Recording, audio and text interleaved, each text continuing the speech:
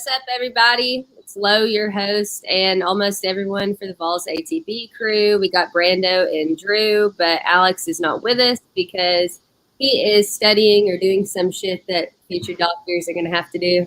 So, once again, he's missing out, but we respect him for what he's doing out here. So, we're just going to dive in real quick. Wanted to thank everyone at last Friday at Skybox for coming out and hosting us for our first live show. Was definitely a blast, but kind of hectic with setup and stuff. So we still haven't gotten that uploaded just because of all the audio that was going on. So I think we're going to have it uploaded by tomorrow, specifically because I requested it to be the video version and not just the audio version. So you can blame me for that. But I think it'll be up tomorrow. Everyone's thoughts on last Friday? Oh man, what a blast. I mean, from walking in, like 2 or 3 hours early, getting it set up and like barely getting a last moment and all the chaos, meeting the whole crew for the first time. I feel like we all like instantly clicked. It was cool to meet everybody for the first time. And then seeing people like Stone Cold and Haley who came out all the way from like South Carolina and East Tennessee just to watch the show. And honestly, like I thought maybe we're just going to be talking to people that had no care in the world for the show, but we had a good like 30, 40, 50 people in there at one time. And then the vibes after were like immaculate. Appreciate Juice for coming out, being a total vibe the whole night. That was crazy in itself. I know my mom loved it, being a true VFL. Obviously, huge success, kind of crazy, but next time we do another live show, it's probably gonna be a better setup. But had a freaking blast, man. It was great, and 8 days away from kickoff. I'm super super excited, and weekly shows. Let's go. Yeah, no, I mean that was one hell of a time for sure. It was really cool meeting Juice for the very first time. Really just chill out, laid back guy, really cool dude. Appreciate Skybox Bar and Grill for allowing us to have this type of event. I mean, it wound up being a pretty good turnout. Very chaotic there, like halfway through. I think we kind of lost the plot a little bit, especially when, much as I'm a big fan of Juice, he started selling his cigars halfway through the Alabama game. But we appreciate that, though. You got to appreciate the hustle, of course. I respect that. But yeah, no, I'm very thankful for everyone that came out. Hopefully we can be able to do another event like this sometime soon. And hopefully Brando can settle down on those vodka Sprites as well. Oh my God.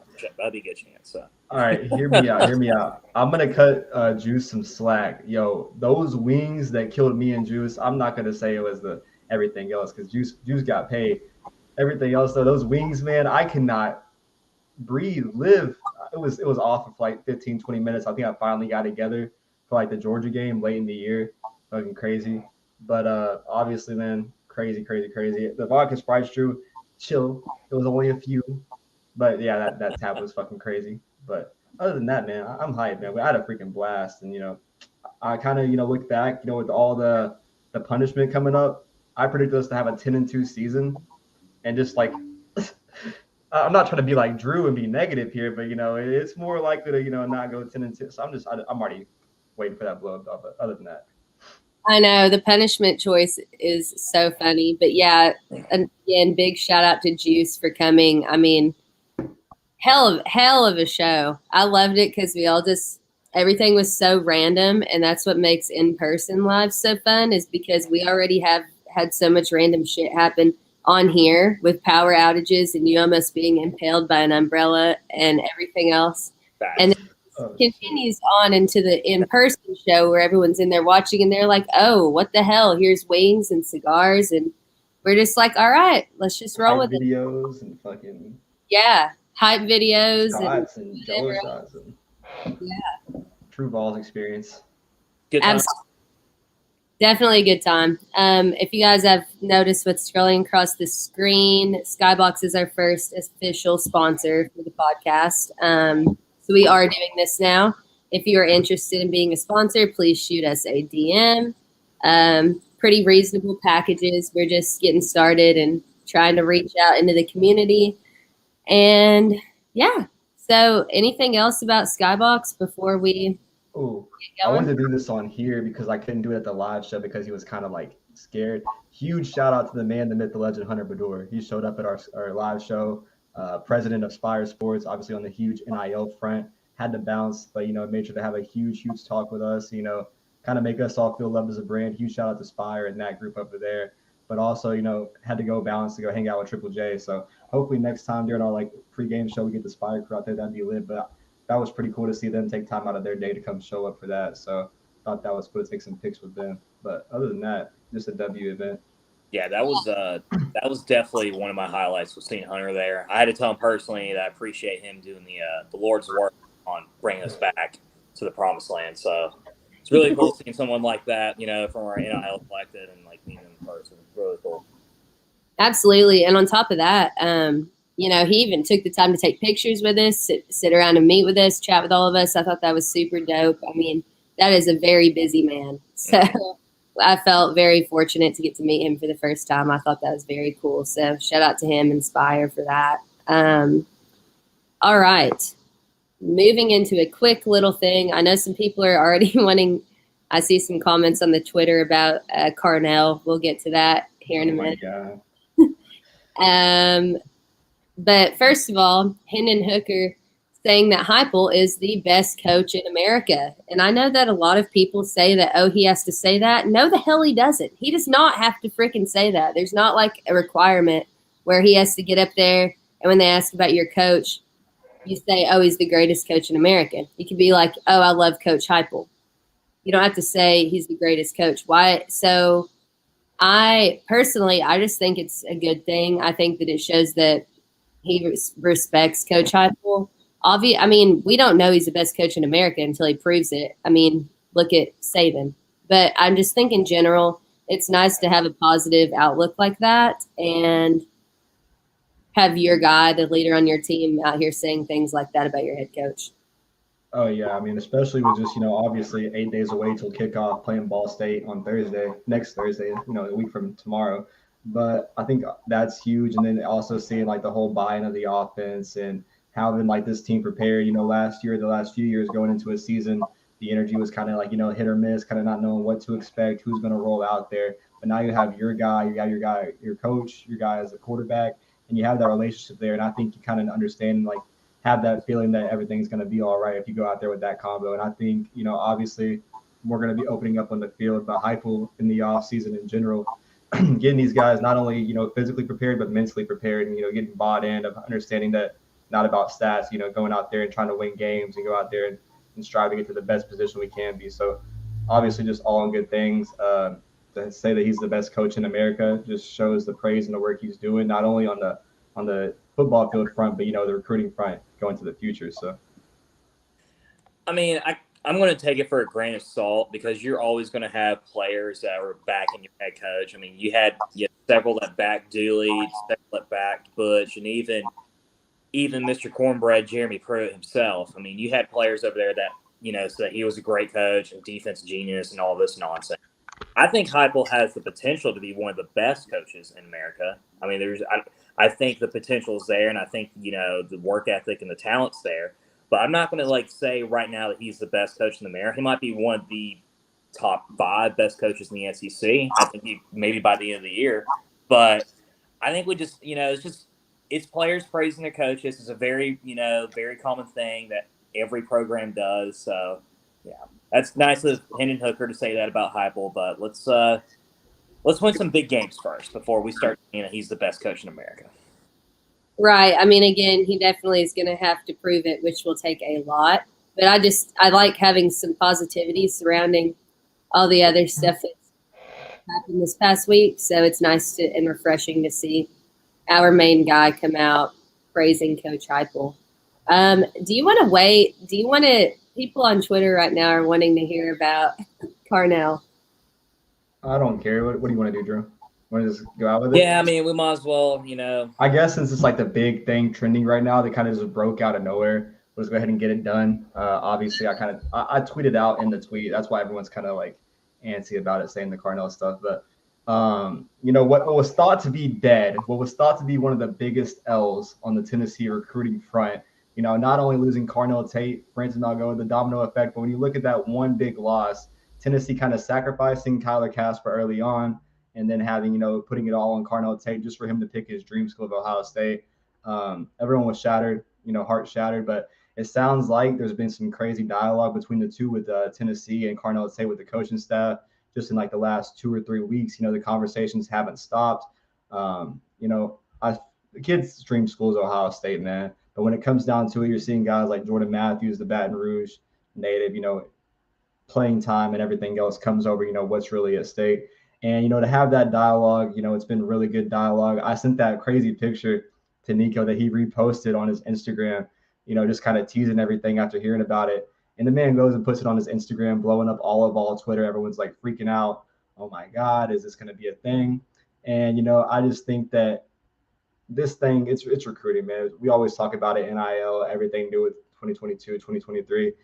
Yeah, it was the big L in recruiting, but I think this thing fully has potential to go towards more into signing day.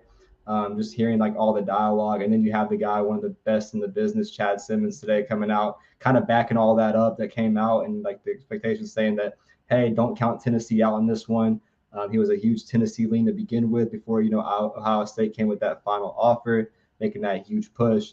But as we say, man, if he's an early enrollee, this goes to December. If he waits, it goes to May. There's a long time for this staff to flip, and you have a new guy like Kelsey Pope, Josh Heupel, every single day, have kept that relationship, best friends with Nico, going to be competing at a lot of rivals events. What everyone thought to be dead, I'm here to say that I truly think Tennessee is in a great spot to, try to get some dialogue back with Carnell.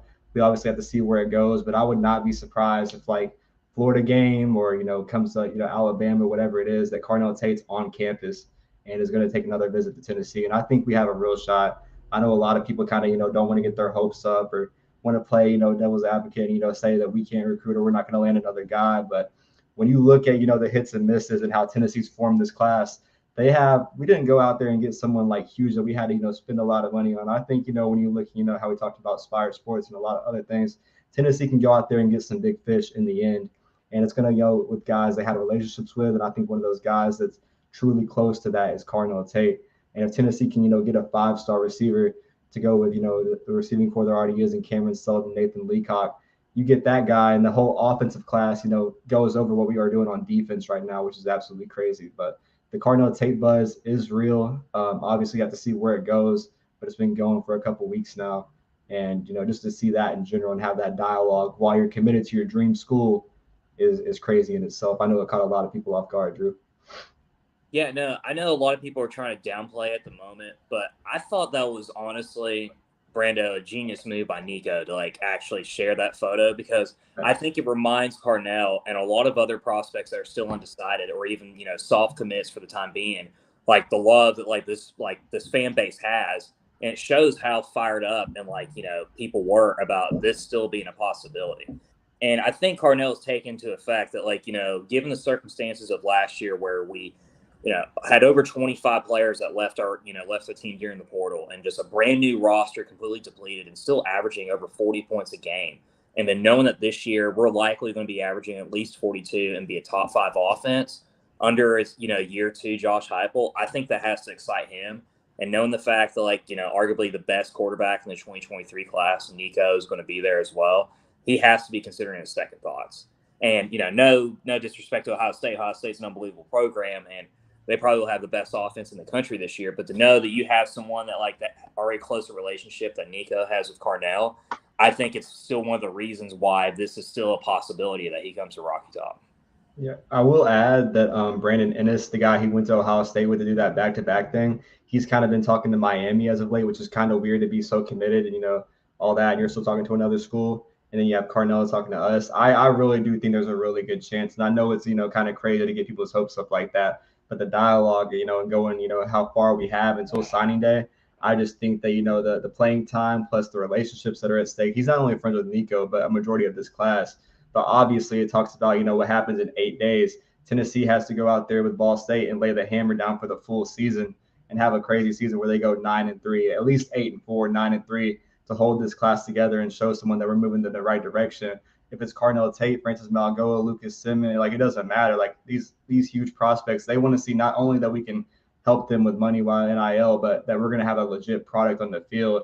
And you go 9-3, you go 10-2, you win 10 games with a bowl game or somehow get into a New Year's Six bowl. That's what gets the attention of a guy like Carnell Tate. That's what it's going to take to get this top 10 class or top 15 class to a top 5, top 3. And it takes a few guys, but I think you have that season. That's how it's going to happen. You can have these great talks. The relationships are there. There's a lot of kids that have relationships with school they don't go to, but if you put that on the field as well and prove it, man, like that's how you get a guy to flip. So, yeah. Absolutely. And on top of that, I mean, like you said, this is just how recruiting goes. I mean, with social media these days, you have no idea what's up. So it's important to just ride it out and and wait and see. I mean, honestly, because you truly just have no idea. But I think we have word that we have a special surprise guest coming on now. Is that correct? We'll have to wait for him to come in first. But okay, well, we will wait for them to come in. But yeah, we got a guest coming on here in a few minutes. So I'm trying to decide if we should, because let's see, Carter_Vol asked us what are our thoughts on the running back room right now. Do y'all want to dive into that first? Yeah, I guess as y'all all heard the news with Lynn J. Dixon, that he was kind of dismissed from the program.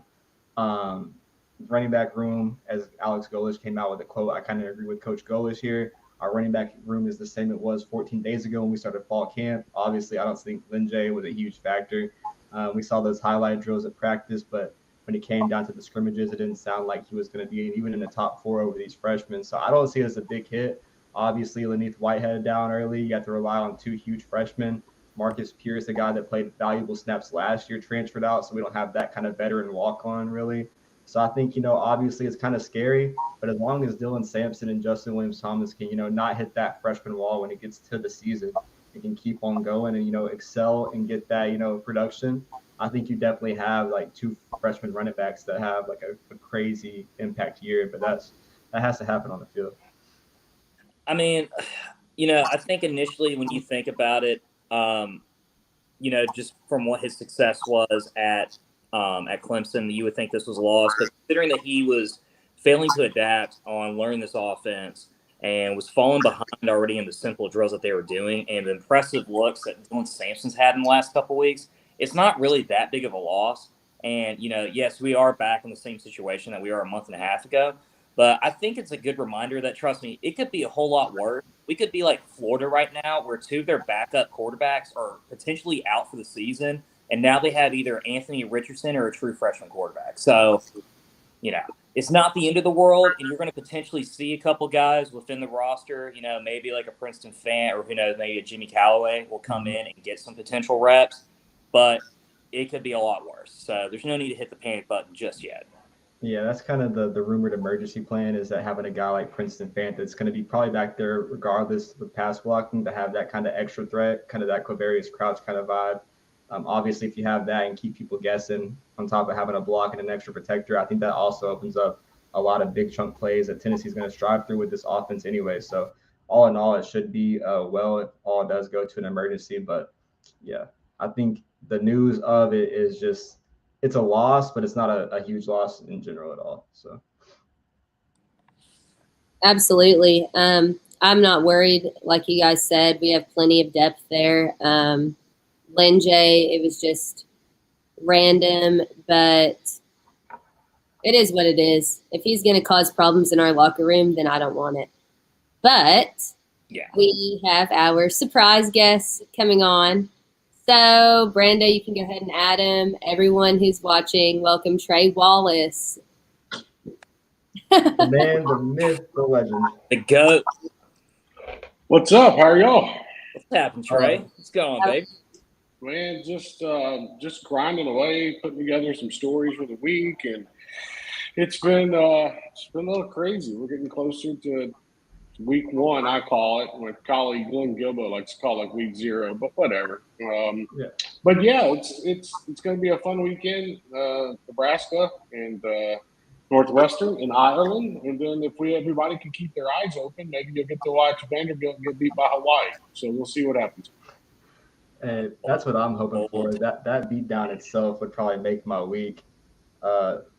Trey, obviously week 0 this weekend, really hyped for that. College football back officially. 8 days from Vols football. Obviously social media kind of buzzing if it's good or bad right now. Everything Vols football related, kind of hard to keep up and everything. But you kind of being hard to stay out the news, doing your job, kind of breaking things down. Tennessee is still waiting on eligibility from wide receiver USC transfer Brew McCoy. Obviously this could have been done a lot sooner than it was. If you go read Trey's article, not a lot of cooperation from USC until things kind of got deep here with the NCAA hopping in. But Trey, tell us what's going on here, man. What's going to happen with Brew? Yeah, I think you're looking at a situation where, Tennessee had started this process of getting Brew McCoy eligible pretty much right when he landed on campus. So that goes back a hot minute. We're not just talking about 3 or 4 weeks ago. We're talking about a player that has been on campus now, I would say 4 or 5 months. And so you look at it and how it breaks down. Like, these transfers are interesting. Like, this is not like the quarterback from West Virginia, Derek Dugy, where he can go to Bowling Green 1 year, go to West Virginia for 3 years, go to Western Kentucky for spring practice, and then he's going to be the starting quarterback at Troy, most likely. But Brew McCoy's situation, he went to Texas that 1 year, then he goes back to USC. So he spent a spring at Texas, went back to USC, and so that's where the interesting situation lies. Now, I know a lot of people talk about, and I've made mention of this, that no opportunity participation form. And that is technically, in USC's hands, meaning they could sign that tomorrow if they wanted to. Now, here's the problem. And I've linked this inside of my article. And I think a lot of people have seen the document. There are certain clauses on that document that, let's just say, could make it interesting for USC if they had to sign it. Pretty much they would say, because a lot of people forget that, Brew McCoy was pretty much suspended for most of the 21 season while he went through the process, the legal process, the Title IX process, which, by the way, everything was dropped. I mean, nothing came about it besides, I think, a small settlement on the side. But, there were no charges or anything along those lines. So now you're in a situation where Tennessee had not, and I've talked to multiple people about this, not just at Tennessee, not just at USC, people at the Southeastern Conference who had to, first off, sign off on Brew McCoy coming to Tennessee. Like, a lot of people forget that too. Like, you have to have the conference sign off on a lot of these things as well. So looking at where the situation is now, I somewhat kind of see where USC is looking at this thing and okay, do I sign this piece of paper and say everything was good? Okay, that's up to the lawyers. Tennessee's problem is with all of this is that USC have been dragging their feet when it comes to helping out, when it comes to eligibility, when it comes to, getting paperwork sent over to the compliance department. They were. I mean, and that's coming from multiple people. So now it gets a little tricky because Tennessee needs USC to cooperate with this waiver process. And I was told specifically after Friday night's whatever craziness, and then all of a sudden Saturday morning. So background on that real quick. I was kind of curious as to why USC hadn't signed something. So I requested comment from the athletic department, the president, whatnot. And I sent that at 1:30 in the morning. I was up working on something. I was like, all right, I might as well send this now, whatever. They were probably a little surprised to see an email come at 1:30 in the morning asking for comment. I didn't, I knew I would get it then, but I didn't think I would get actually a comment in general. But I wanted their take. And so I was told that morning is when, USC started, let's say, just getting maybe more involved with the waiver process with Brew McCoy. And then they released, and it was weird because they released a statement to us, and then Sunday night, which I'd never seen before in college football. I haven't. I've never seen an athletic department put out a statement talking about a former player who hasn't been on their campus since December. of last year. So that's what threw me off. I was like, okay, from a reporter side of it, I was like, that's a little weird. Like, you don't see that often. And, a lot of it has to do with them getting blown up from emails and, Twitter mentions and whatnot. But, as we sit here right now, Brew McCoy's not eligible. Now, I think Brew McCoy will be eligible by the first game. That's just a hunch. I don't, in talking with some folks, it feels like the NCAA kind of wants to get this thing over with and done. They would not like to drag it out. But you never know with the NCAA, and you never know with these waiver processes. And that's why, I can't put a finger on, like, okay, he'll be back for Ball State, or he'll be ready to go by Pittsburgh, guys and girls. I feel like right now they're in a situation where they've had to rely on USC and the NCAA to help out, and it's been slow up until this point. Trey, I wanted to ask you real quick. I know I haven't had the pleasure of meeting you in person, but it's fun to meet you virtually. So hearing you describe in depth this process, why is there not some sort of advocate or some sort of someone in a leadership position that forces these people to get it going? Like, why is there not some sort of penalty or time period where it's required to get it done? And if not, do we think that could be something in the future with the transfer portal being such a big deal these days? I think that's a really good question. I think when college football gets like a full commissioner, and we all know who runs the NCAA now, but I think when they get somebody like a czar to run it, I think things might be a little bit different. I understand what you're talking about with the timeline, because here we are, we're sitting there on a Wednesday night. Tennessee will kick off in a week. We'll just call it like it is. The Tennessee's kicking off in a week. And the fact that they haven't gotten this situation handled, when I see players transfer, like the quarterback that plays at Troy now, like that stands out to me. Ridiculous. And the fact that he could go, and nothing against the kid, okay? But the fact that he could technically be enrolled now in 4 schools in 4.5 years and be ruled eligible immediately, compared to Brew McCoy, who, and there's other players out there, but Brew McCoy, who, went to Texas for spring ball, came back to USC. And I know, look, I'm not overlooking the legal side of what went down in Los Angeles during his time there. But if we're looking at this straight as an NCAA situation, that no charges were brought upon Brew McCoy during that time, I find it's hard for me to fathom that it could take this long when a kid's been on campus for, I don't know. I mean, like I said, I think it's 4 months now, 5 months. And, so the time frame of that low is what kind of makes me think, okay, man, we've got to have something where, just think about it this way. When they open up these transfer portal windows that they're going to do here soon, that it's going to be in December to January, then they're going to have another one in March to whatever. I think it's June 3rd or whatnot. If that happens, think about the backlog it could mess up when it comes to players that are transferring into programs and trying to get eligible and all of the paperwork that goes into it. So that's where the problem lies in right now, is that there's not a time frame. And Tennessee and any other school, if this was happening at, they are sitting and waiting around to get an email from the NCAA to say, Brew McCoy's eligible.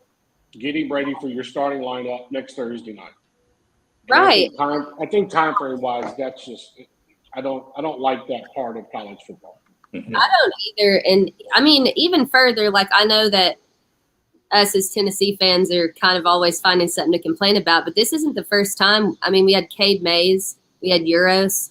I mean, we had all these other players that, while everyone else was getting deemed eligible, we're just stuck in the mud and can't ever make any headway. So I feel like it's right for people to get upset about things like this whenever this person's held to this standard, but then we're held to this standard and we still can't get anything done. It's like it just needs to be a uniform system so that everyone can figure out when they play, how they play, and what needs to be done. But with all the chaos, like you were just describing, it's going to take a lot to make it that way.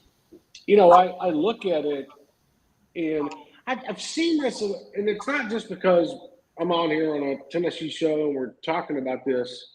I've seen this a lot with Tennessee when it comes to transfers that I don't see a lot. And I'm not saying that, oh, well, Tennessee's out here and everybody's out to get them. No, it's weird because, you know, there was also Aubrey Solomon in that situation.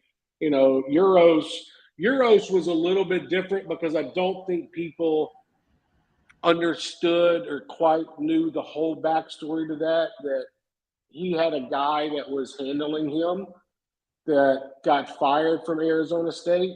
And let's just say Tennessee's compliance in the NCAA maybe wasn't fully involved with this guy, liking his background. So that one was a little bit complicated. But I look at this one and I just think that USC and the fact that, and if you go, again, I urge people to go read that document, because if you read that document, you'll kind of understand where USC is coming from. But here's what I was told. I was told this by folks around the Southeastern Conference at 4 different schools. And I talked to compliance people because I wanted to feel them out. I wanted to know the biggest thing that they told me is that the reason why we don't pitch a fit in all of these when it comes to that document is because we don't want the publicity that comes with it if we don't sign it. So, like it was pointed out to me. I mean, I had somebody at Auburn reference Tennessee by saying, do you realize how many of those documents that Tennessee might have had to sign after Jeremy Pruitt left? And thinking about, okay, you know, it's different because of the one-time transfer rule, and I get that part of it. But with everything going on in the NCAA cloud, think about that document and the players involved with the NCAA investigation, and then look at those clauses where it said, did this kid leave on good terms? Was he in any kind of trouble? I'm paraphrasing. Any kind of trouble with the school while he was here or whatnot?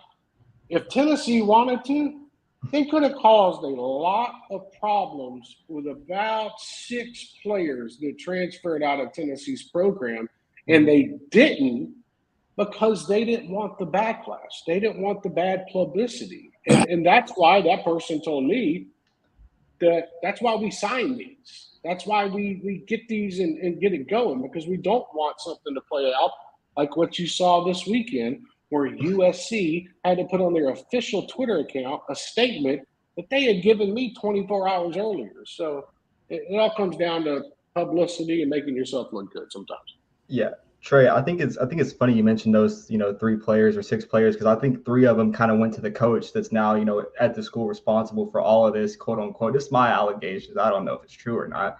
Me taking a lucky guess, but I think it's crazy how it's kind of hard not to point the fingers kind of at, USC and this one, all the SEC teams you talked to, they kind of all signed it off, said they, don't want the publicity of dealing with it. The NCAA fully able to cooperate. And then you look at USC. And, now that you point that out, and I think about that aspect of it, about how Tennessee didn't do anything to that place, and then that guy goes there, and now this school that never gave us problems with Bayless Jones, Caleb Tremblay, Chase McGrath, it's not like it's been a bad thing for players to go from USC to Tennessee. And, we just had a guy come from West Virginia that played in, spring practice there, and he was full eligible the first day he walked on campus here. So, a guy that's, proven innocent. And, he's had his fair shares of bouncing at school, but, didn't play last year because of everything that happened.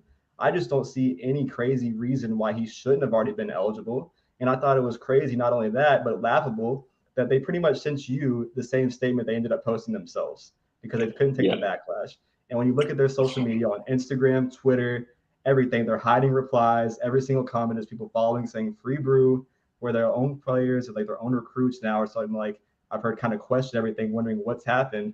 And I think that, USC probably didn't realize and get their fair taste of what Vol Twitter and Vol Nation could kind of do, because now it's not even that. Like, they're going at recruits and, future players and coaches and everyone else, like not just their AD.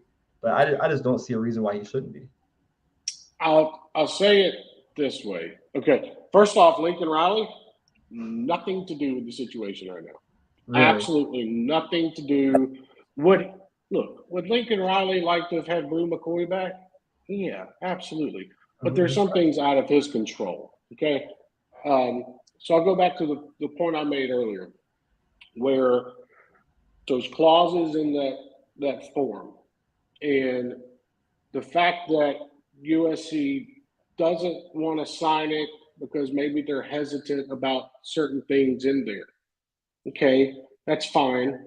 But then you look at, again, let's just take a look at Tennessee, where they were under NCAA investigation, and you had numerous players that were questioned under that NCAA investigation.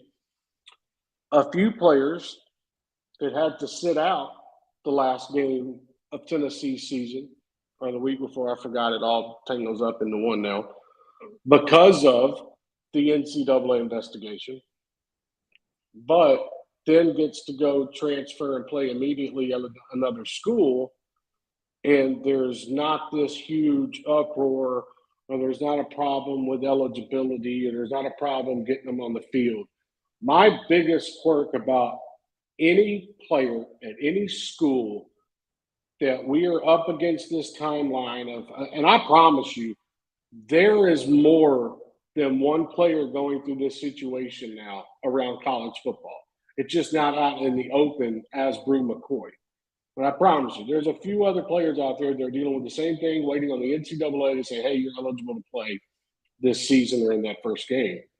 I think it's not USC's fault that it's a double standard, but if you look at it from a college football aspect, that's where the problem kind of lies in, is that, okay, if we'll just use Tennessee as an example, because whatever. Or, we can use LSU as an example of their basketball program. But look at all the players that transferred out under Will Wade.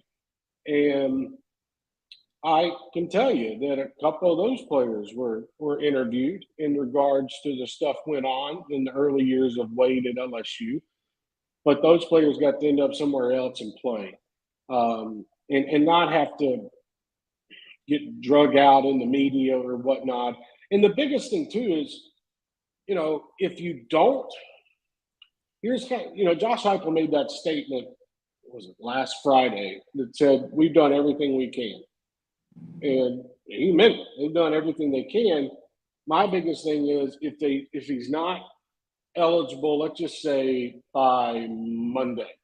If he's not eligible by Monday, I'm very interested in what Josh Heupel says at his game week press conference in terms of potentially calling out the NCAA when it comes to Brew McCoy's eligibility. Because sometime or another, if this thing drags on, which I don't think it will, but if it drags on past Monday, getting into Tuesday, Wednesday, Tennessee has to say something. They can no longer just be like, okay, we're going to play coy.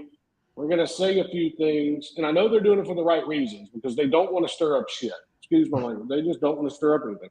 So, but if you get to that point, then you have to say something publicly. And you don't have to be mean about it, whatever, but you have to put your foot down and draw the line in the sand, which Tennessee has done that quietly behind the scenes, but I'm very interested to see if they ever do it publicly. So, but hopefully, just for the love of college football and for all these players involved and whatnot, and other players around the country, I hope it doesn't come to that. Because, if they're eligible to play, they're eligible to get into a school, I think they should be able to step on the field. So we'll see. It's a long, drawn-out process, and it didn't have to get this far, but we're sitting here on August 24th and, again, trying to figure out a situation with a player. Yeah. I really did want to make a comment real quick, and then I'll let Drew kind of get to his piece. But like you said, this is the first time in so many years that I feel like I can trust that the administration at Tennessee is actually doing the right thing in terms of like not being wide open or making statements too early. I feel like that probably is a good sign. And I just feel like I can trust them with making the right decisions. So I hope you're right that it doesn't have to get to that point, because it would look better overall if it just gets resolved and we just look like the patient ones who waited it out with the good admin, But I do agree that if it gets way too close to kickoff, they absolutely have to say something. Just kind of, I know you said shit, but it doesn't matter what you say on here because we are unfiltered. But I mean, just grab them by the balls and take a stand at this point. Like if it gets to that point, But yeah. Well, I mean, you would see. I mean, I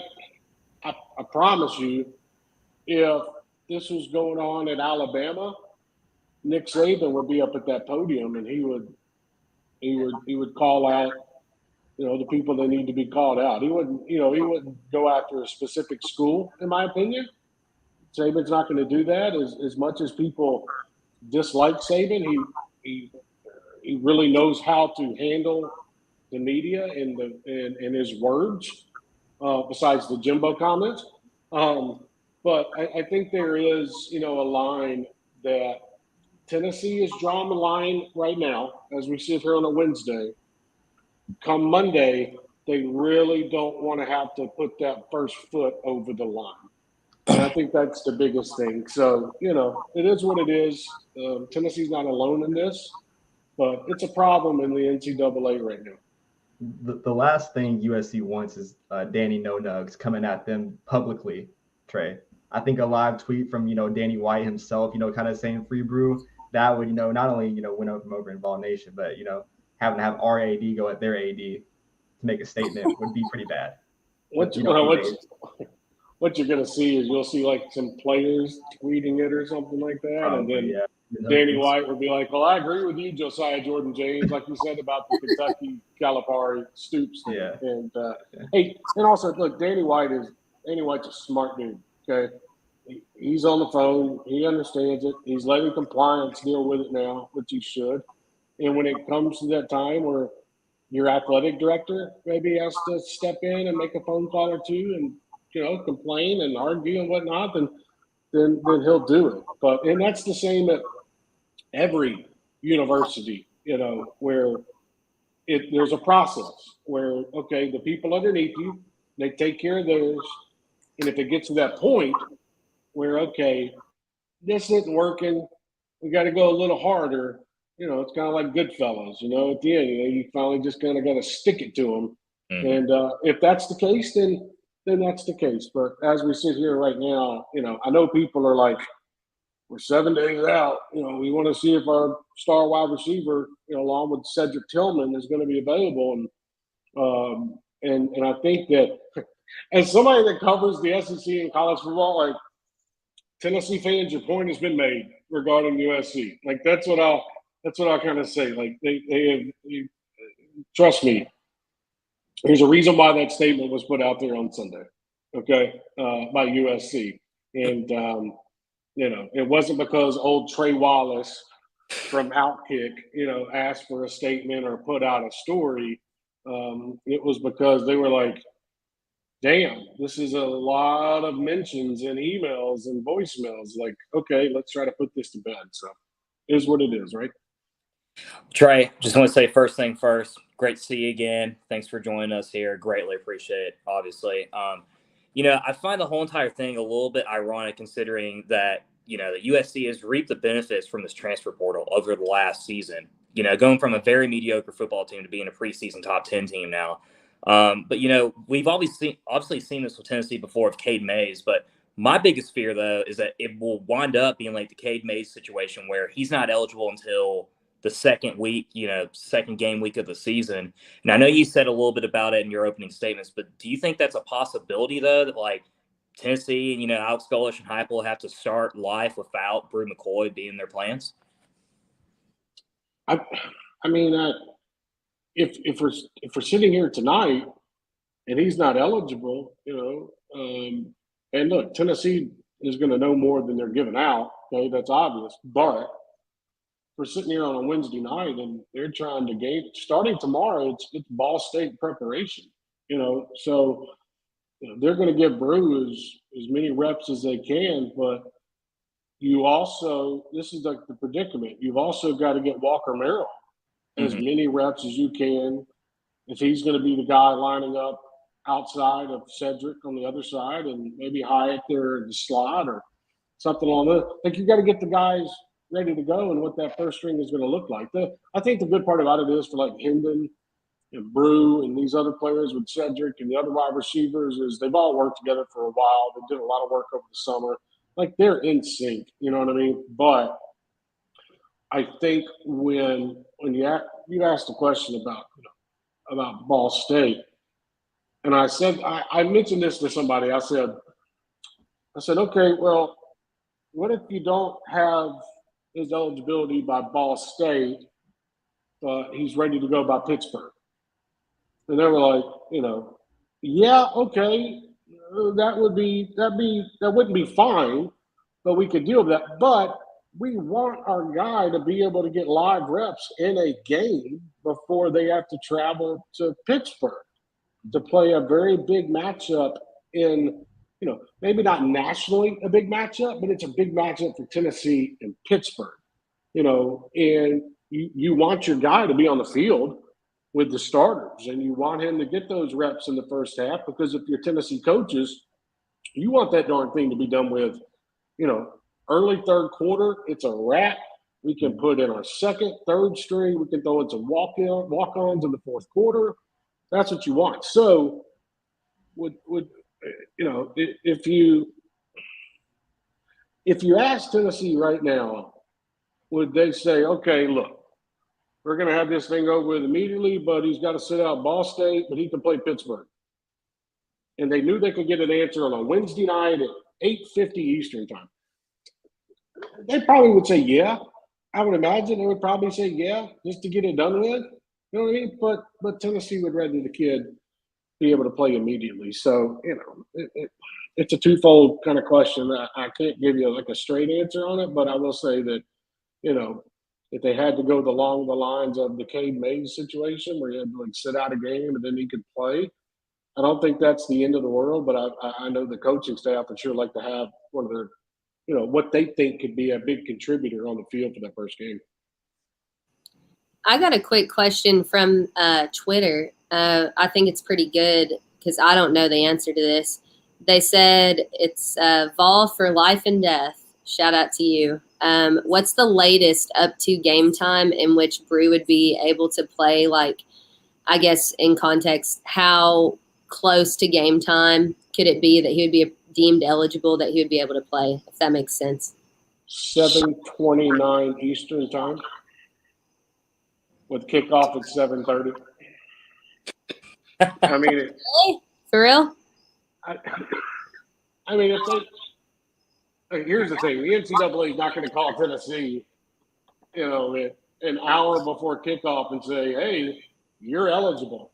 They would already know if the kid, or if they decided if he was eligible or not that day.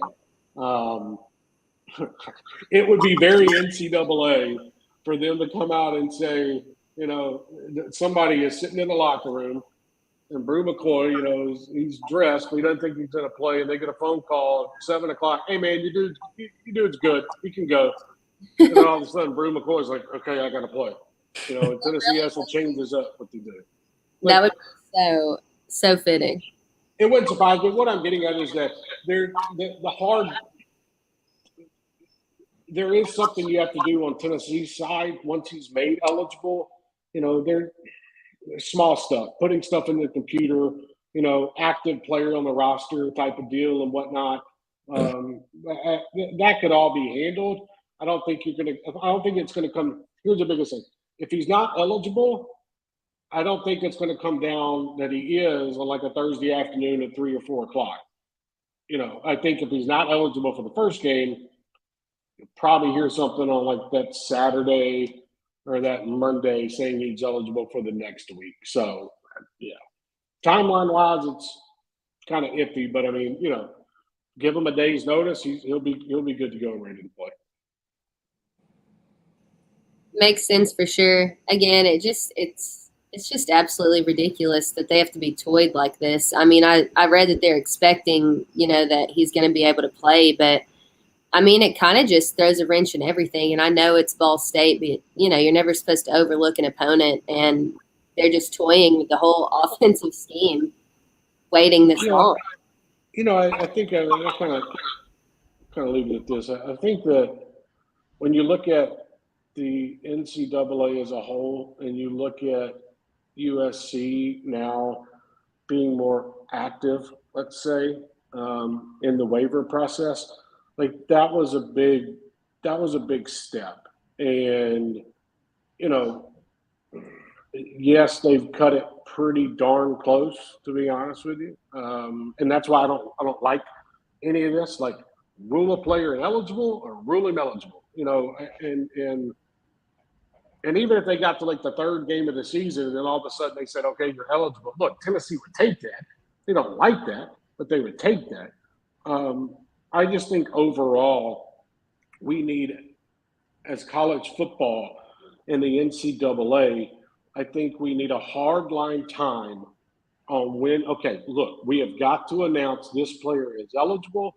We've done enough investigating, due diligence on what's gone on. Because I promise you, the NCAA knows about Brew McCoy's time at USC. Okay? Like, it's not like they're going to get some waiver and be like, oh, who is this Brew McCoy guy? I've never heard of him before. Like, they know they're not dumb. They have a lot of people working in different separate markets, and regions that understands the players and what goes into this. And Tennessee being in communication with the NCAA, and now USC helping out and whatnot. It'll be beneficial.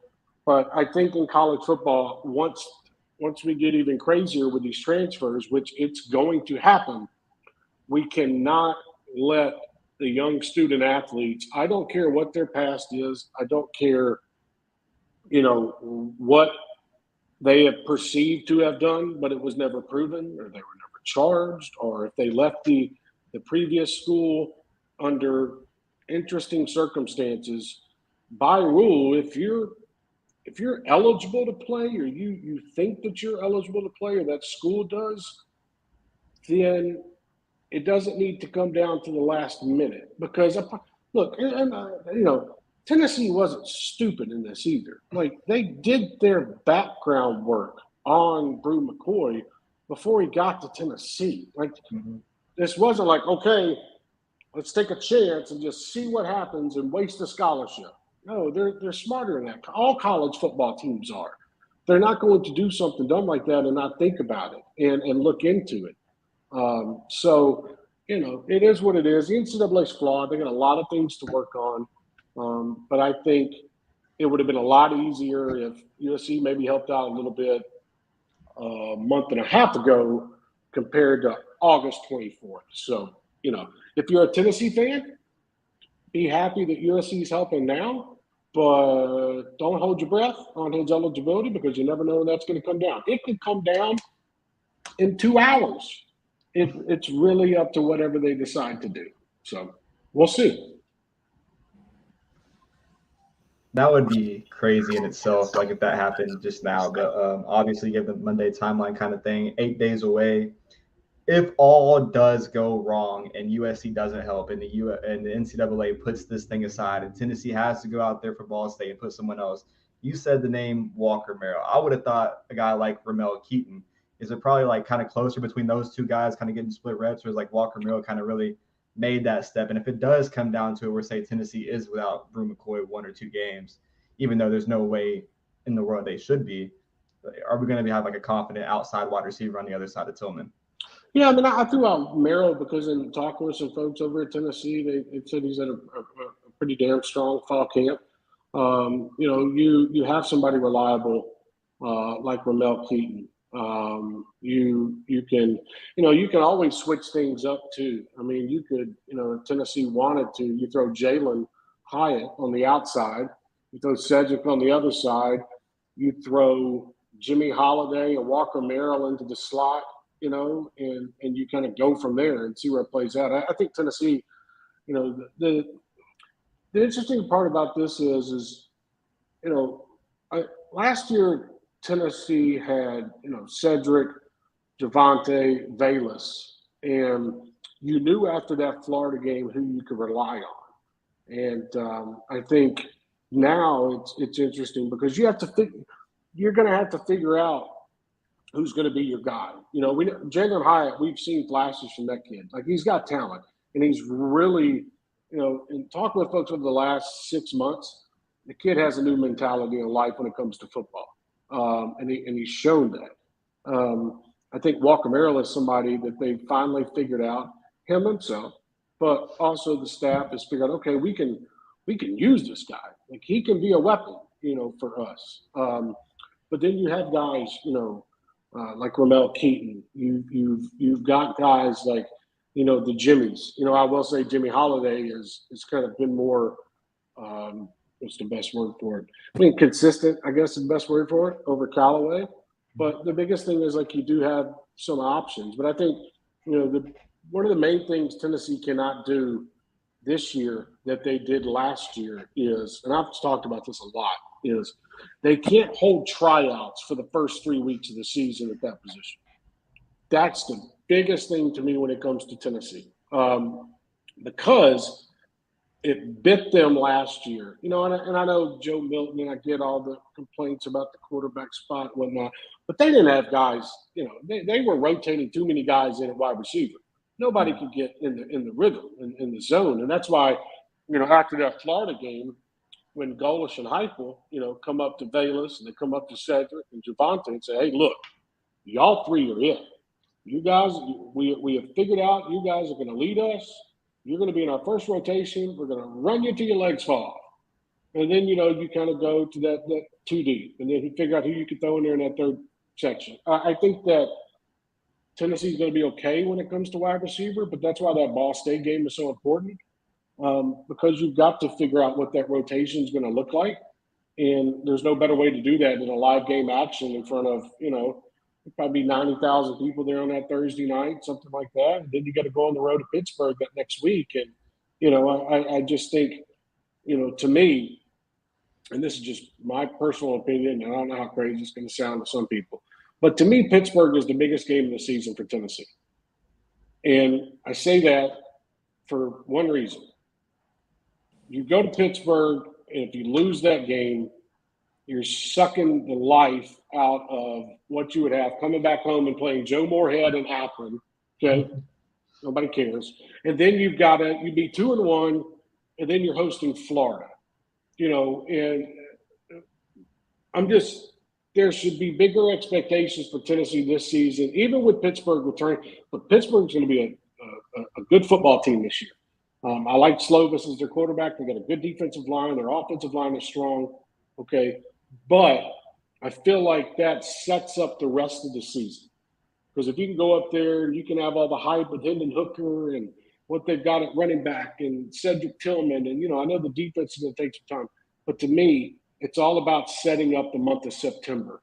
And if there's a way Tennessee can come out of the month of September 4-0, going to be a crazy October. And I think that's why, you don't want the life sucked out of your fan environment and expectations for the year by going up there and losing to Pittsburgh the second week of the season. And even though they're a formidable opponent and they're going to be, in my opinion, pretty good, I think Tennessee's better. So you go up there, you handle business. And that's why I think it's so important to have some of these players ready to go immediately, is because that game is so big from a national standpoint, because you know what's going to happen. If Tennessee drops that game to Pittsburgh, people are going to be like, okay, there's a reason why we put them there. It's going to take more time to turn this thing around. You just go up there, handle business, and you set yourself up for a pretty crazy environment that fourth week with Florida coming in, and God knows what happens, and it'll be crazy as hell, and we'll just see. But that's why I've always I said it last year. Drew remembers I said it last year. I said Pittsburgh was the biggest game, and it turned out to be the biggest because Tennessee found a quarterback out of it. Yeah. But I look at it overall, and That's kind of where I stand right now on it. So we're going to find out real soon. I'm glad, Trey, that you're, in reality of me, because there's a couple individuals on the show last Friday that were trying to tell people at the bar that we're in this game by 2 touchdowns. Pitt's a very good football team, and like you said, it's like what I mentioned to them. We haven't won a Power 5 road game since UCLA in '97, which is before I was alive. Terrifying to think. But I mean, it's not like you're going into some crazy home environment at Pittsburgh. I mean, you're going to play at Heinz Field. You're going to play in front of a good crowd. There's going to be a lot of Tennessee fans that make that trip because it's one of those bucket list type of trips. But to me personally, looking at Pittsburgh's roster and watching them a good amount last season because they were good, and I liked watching Kenny Pickett play, and I liked watching Jordan Addison play. They returned their offensive line, their defensive line. You've got linebackers. All I'm saying is that don't go up there and you think what you want to think. But in my opinion, don't go up there with the thinking that, all right, this is the easy win. We're going to come out of here. They don't have Kenny Pickett, and we're going to win by 21 points. Pittsburgh's going to put up a fight. It's going to be an interesting game, and we'll see how good Tennessee's defense is. Like that. That's where the Vols are going to get tested real early. We're gonna see what that defensive line looks like and how many guys they can rotate in off of, and what does Jeremy Banks and Juwan Mitchell look like at linebacker, and then how does Aaron Beasley fit in there when you have to slip him in? So we'll see. I know maybe not a lot of people agree with that, but I think come the second week of the season and we get to the third quarter and it's a tight game, I think people understand that Pittsburgh is a pretty decent team, and but at the end, I think Tennessee wins that game. They beat Akron, sets up a big game against Florida. I think Florida comes into that game. That Utah game they open up with Florida, and I know we're getting off subject here in a minute, and I got to get back to writing, but I'll say this: Florida opens up with Utah, and then they have to play Kentucky. So it could be a damaged Gators team when they come to Knoxville, or Anthony Richardson can play out of his freaking mind against Utah, and then Kentucky has to roll into Gainesville without Chris Rodriguez and have to rely on Will Levis. Well, Florida could be 2-1 coming into Knoxville. So it's going to be a crazy month of September. I'm excited for the SEC.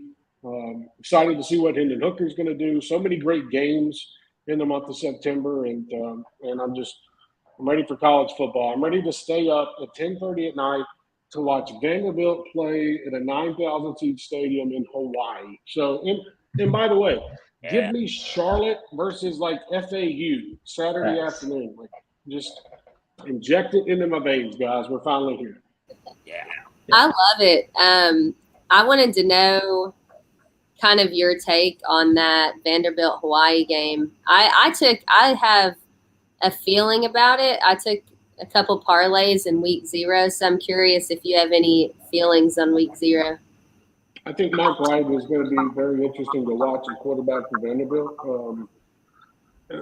This is a guy that's not very accurate, 25 yards or further with the football, but he is a weapon with his feet. And, Vanderbilt should go beat Hawaii. This is an Hawaii team that the roster turned over from last year compared to this year. It's pretty crazy. If you haven't seen it, you're bored. Go look at it. But it just we've seen games out of Vanderbilt, and this is not a knock to Vanderbilt because I like Clark Lee. I think Clark Lee is a hell of a football coach. I really do. But we have seen times where Vanderbilt has dropped early games in the season, whether it be to ETSU, whether it be to Temple. We've seen these games before, and something just kind of trips me out about Vanderbilt going to Hawaii and playing a football game and playing Hawaii because they're just going to pass the ball around. I want to see what Vanderbilt's defense looks like. Like, I know a lot of people will say, well, it's Vanderbilt, and their season's not going to be any good, and they're not going to win over 2 games. Like, the over-under for Vanderbilt, it's 2.5 games. Like, I think Vanderbilt wins 3 games this year. Okay, but you look at this first game, it's not going to be really like I mean, it could be like a test for Vanderbilt, what they look like the rest of the season. But in my opinion, they should go to Hawaii and they should go win. But you just never know when it comes to Vanderbilt's defense and what they're going to get out of Mike Ryder quarterback. And then, that other game in Dublin, Ireland, which is freaking awesome. And I can't wait to see what that looks like, Nebraska and Northwestern. I wrote about that today. Like, Scott Frost, his plane seat was fire ass hot when he got on the plane and went to Dublin. So he's running into a problem right now. You go over there and you lose to Northwestern, first game of the year, and then you got to travel all the way back to Lincoln, Nebraska with that loss. It just sets up the potential for a rough year. And, like I wrote today, 6-6. I'm sorry, that's not Nebraska football. Like, you can't get complacent. Once you get complacent in college football, things start going downhill. It's really simple. It's about 6 miles away from where I live at right now, and that's University of Tennessee. You can't get complacent with things. And if Nebraska, comes out of the month of September looking rough, they're probably gonna have to say goodbye to their long forsaken national championship winning quarterback, but that's the way of college football. So, I think those two games, I think Nebraska should win. I think Vanderbilt should win, but if you really want to get crazy, throw a little parlay down on Northwestern, throw a little parlay down on Charlotte, and end the night with Hawaii, and see if you wake up Sunday morning with a lot more money in your bank account. I like it. I went a little bit more conservative. I threw down a 2-leg parlay at plus 725 with Nebraska at winning 1-13, and I took Hawaii money line. The line, the Vanderbilt Hawaii line started at, I was talking to our Outkick Bets guy today, Jeff Clark, and Vanderbilt started at -2.5, and now I think they're up to -8, if I'm not mistaken. So, it's not like, it's not like this game started off with a crazy line. You know what I mean? Like, so pretty much what I don't want to call it, they're calling it a pick'em in Hawaii, but, it's damn near close to it. So I just, I think you did good with your betting there. If you want to get a little crazy, just, put $5 in whatever betting tool that you use and just put them all on the underdogs and see how you look Sunday morning. So that's how I do it. Every UFC fight that comes on, like, I don't care. Like, I'm putting $5 in my FanDuel account, and then I'm betting on every underdog, and I'm hopefully going to wake up the next morning as a winner. I came one fight short of that last weekend, and I'd probably gone to Vegas or something like that, but it kind of ruined my night, the end. It wasn't the main event, Trey? No, it wasn't the main event. It was the second fight on the card. I forgot the darn guy's name. So I did too. Yeah, Crazy. So no. But the fact that we can talk about this, the fact that we can get excited about it, and we don't have to worry about preseason NFL, and we're having conversations like that, it's the love of college football. It's the fact that we're here. We've got so many great games in the month of September that I'm excited about. Can't wait to cover them all. Can't wait to be in Knoxville for the Thursday night game right down the road from my house, and then we'll scoot down to Atlanta to cover Oregon, Georgia on that Saturday, and then it's off to Austin, Texas that next weekend for Alabama, Texas, and then we'll have somebody for Tennessee, Pittsburgh. So we're rolling along. I'm excited. I appreciate you guys having me on tonight. You guys really kick ass, and love what you guys do with coverage of Tennessee, and keep it up. Thank you so much. Thank you, Trey. It was such a pleasant surprise to have you on. Like, honestly, such an honor. I'm just like looking at the group chat, and it's like, hey, Trey can come on. I was like, no freaking way. That's so dope. So thank you so much for taking your time and giving our viewers some awesome content. And I'm just really excited for the season. Greatly appreciate it. Hey, look, I would not be here without folks like y'all and what y'all do when it comes to talking about Tennessee and getting the word out there and talking about college football. I wouldn't be where I'm at with without people that follow me for my work and my interactions with them. And, it's never about, what you do for a living or who you do it for. It's all about just having the passion for what you do and wanting to talk about it. I think that's the biggest thing. And you guys do a great job at it. And I'm just appreciative that y'all would have me on. And I know we'll be talking again soon. Absolutely. Brando, Drew, y'all have anything to say? It's a pleasure. Brando, you go ahead first. That's all I said. It was just a pleasure. Obviously 8 days away, Trey. Obviously after this show, I'm going to have to talk to you about what I'm watching right now on the television. But other than that, 8 days away. Hopefully a kick-ass season for Tennessee, and just get the the lineup figured out early. And let's go have a good season. It has to be consistent. Let's be consistent. Let's put something special out there for the future of Tennessee. So all in all, appreciate you, man. A dream having you on the show. So hopefully we can do it again sometime during the season. Thank you for not ruining what you're watching right now, because I currently have it on pause. You don't want the girlfriend's in the back room watching whatever she wants to watch. I've got some other stuff going on while I'm working. And once Drew shot me a message, said, "Hey man, you want to pop on?" Absolutely, anything for you guys. Always appreciate it. Drew, you know that. Brando, Lowe. Trey, hey brother, thank you very much. And one other quick question for you, non-Vols, but what you got? Daytona Saturday night. How are we feeling about Bubba Wallace's chances? Oh, Schnelly. I feel like he is going to have a fast car like he's had over the last 2 months.